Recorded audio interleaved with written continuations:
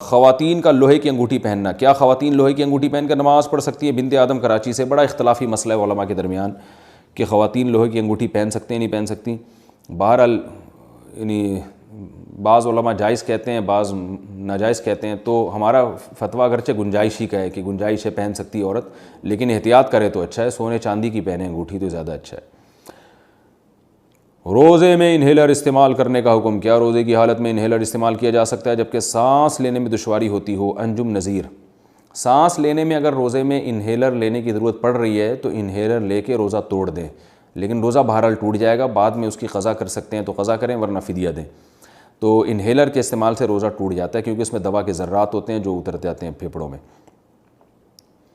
البتہ ایسی مجبوری میں روزہ توڑنا جائز ہوگا، گناہ نہیں ہوگا۔ بلا وجہ کیڑے مکوڑے مارنا، کیا یہ جائز ہے؟ بنت آدم کراچی سے، بلا وجہ کیڑے مکوڑے مارنا کیسا ہے؟ گھروں میں جو کیڑے مکوڑے ہوتے ہیں ان کو مارنا جائز ہے، کیونکہ ان کو مارنا بلا وجہ نہیں ہے۔ اگر آپ کا مقصد یہ ہے کہ گھر میں کیڑے مکوڑے ہمیں تو کچھ کہہ نہیں رہے ہم ان کو مار سکتے ہیں، تو بھائی اس لیے مار سکتے ہیں کہ وہ گھر ہے، وہ کوئی جنگل تھوڑی ہے جہاں کیڑے مکوڑے آ کے رہ رہے ہوں۔ تو لیکن باہر گلی محلے میں خام خواہ میں مکوڑے جا رہے ہیں ان کو کچل دیا جیسے لوگ کر رہے ہوتے ہیں، تو وہ عمل اچھا نہیں ہے۔ حدیث میں آتا ہے کہ ایک پیغمبر تھے تو ایک چیونٹی نے ان کو کاٹ لیا، تو وہ جتنی ساری چیونٹیاں تھیں پیغمبر نے وہ ساری چیونٹیاں مار ڈالیں، تو اللہ نے ان کو وحی دی، وحی کی حل واحدتن، کہ ایک چیونٹی جس نے آپ کو کاٹا تھا اس کے علاوہ چیونٹیوں کو آپ نے کیوں مارا؟ تو اس سے پتہ چلتا ہے کہ جانور کو بھی بلا وجہ مارنا جائز نہیں ہے، چاہے وہ چیونٹی ہی کیوں نہ ہو۔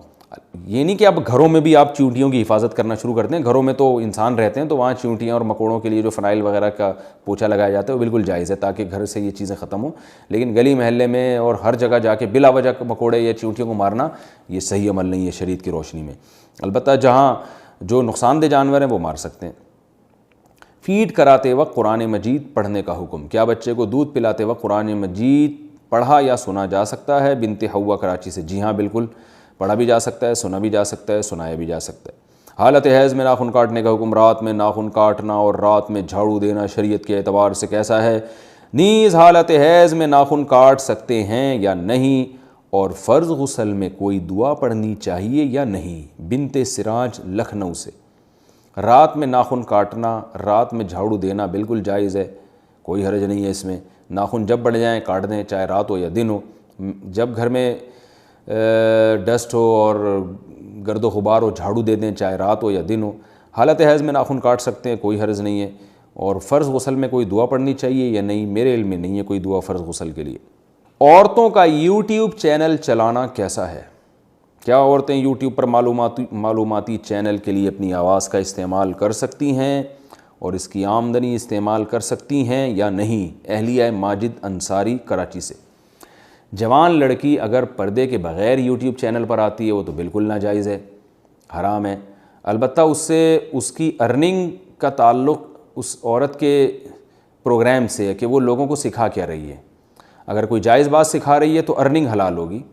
یعنی مثال کے طور پر کوئی خاتون ہے جو پردے میں نہیں ہے، جوان بھی ہے، اور وہ بے پردہ ہو کے جو ہے وہ یوٹیوب چینل پہ لوگوں کو یعنی چینل پہ کوکنگ سکھا رہی ہے، تو کوکنگ چونکہ ایک بذات خود ایک جائز عمل ہے، اس لیے اس کی ارننگ حلال ہوگی، ارننگ ناجائز نہیں ہے، بلکہ ارننگ تو ایڈورٹائزمنٹ کی ہوتی ہے، تو ارننگ حلال نہیں ہے، لیکن اس عورت کو آنے کا گناہ ہوگا کیونکہ عورت پہ پردہ کرنا واجب ہے۔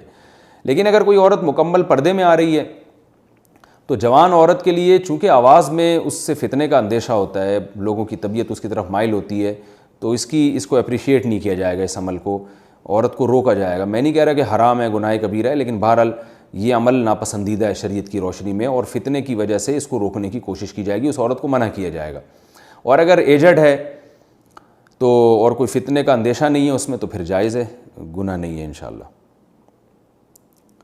یہ جو بعض لوگ بہت ہی حیا کے خلاف مسائل پوچھتے ہیں، تو میں حیا کے خلاف مسئلہ پوچھنے سے منع نہیں کرتا، لیکن میں کہتا ہوں وہ انفرادی طور پہ پوچھیں۔ عام طور پر میں 5 سے 6 کے درمیان شام کو کال ریسیو کرتا ہوں، تو وہ پھر اسی طرح کھلے عام جو ہے نا وہ ریکارڈنگ اس کی ٹھیک نہیں ہوتی، کیونکہ گھروں میں سب اجتماعی سطح پہ بھی میری یہ چینل سن رہے ہوتے ہیں، خواتین بھی بیٹھی ہوتی ہیں، بیٹیاں بھی بیٹھی ہوتی ہیں، باپ بھی بیٹھا ہے، تو بیٹیاں باپ کے سامنے اس طرح حیا سوز مسائل سنیں، یہ پھر حیا اور شرم کے خلاف ہے۔